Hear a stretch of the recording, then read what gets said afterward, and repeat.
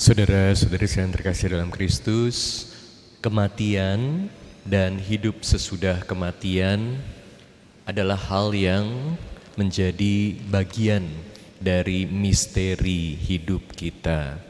Karena kita sebagai manusia tidak pernah bisa benar-benar tahu dengan akal budi kita sendiri apa yang akan terjadi saat kita menghadapi kematian dan hidup sesudah kematian. Pengetahuan kita akan hidup sesudah kematian tergantung dari apa yang sudah diajarkan oleh Allah sendiri kepada kita lewat ajaran iman gereja. Oleh karena itu, bagaimana kita perlu bersikap terhadap hal ini?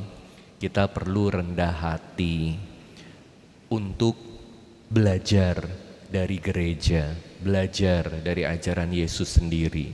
Jadi pada akhirnya kita perlu belajar terbuka terhadap misteri kematian ini. Jadi kematian bukan satu hal yang pertama-tama perlu diperdebatkan, tetapi kematian adalah hal eksistensial, artinya sesuatu yang mau tidak mau akan terjadi pada kita semua. Kita semua harus melewati pintu kematian. Jadi apa gunanya kalau diperdebatkan hanya dengan kekuatan akal budi manusia saja? Tetapi kalau kita semakin mengenal Allah, semakin bergantung pada Allah, dan Allah menjadi Allah yang hidup dalam hidup kita, misteri kematian juga akan menjadi semakin jelas. Kita jadi berani memeluk kematian, bukan karena pertama-tama kematian itu menjadi jelas buat kita, tetapi karena hubungan kita dengan Allah jadi semakin jelas. Kita semakin merasakan bagaimana Allah itu hidup, dan dengan demikian juga Allah yang mengajarkan kepada kita tentang kematian juga memperjelas kepada kita sebetulnya ada hidup sesudah kematian.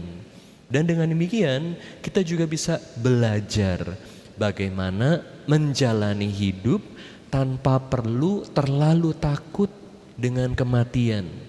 Jadi seperti yang sempat saya katakan dalam khotbah beberapa minggu yang lalu, bagaimana kita bisa belajar bahkan memeluk kematian.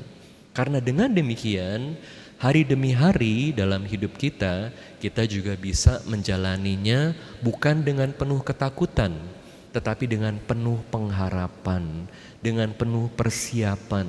Sehingga saat kita semakin dekat dengan pintu kematian, kita bisa berdamai dengan masa lalu kita. Dan kita bisa siap-siap untuk memeluk Tuhan yang mau selalu memberikan kepada kita hidup bersama dengan Dia. Semoga kita semua dalam menjalani hidup bisa semakin dekat sama Tuhan dan bisa semakin melihat bahwa hidup sesudah kematian bersama Tuhan adalah hal yang nyata, yang perlu menjadi sesuatu yang kita harapkan untuk menjadi bagian dari hidup kita, cepat atau lambat. Jangan takut dengan kematian.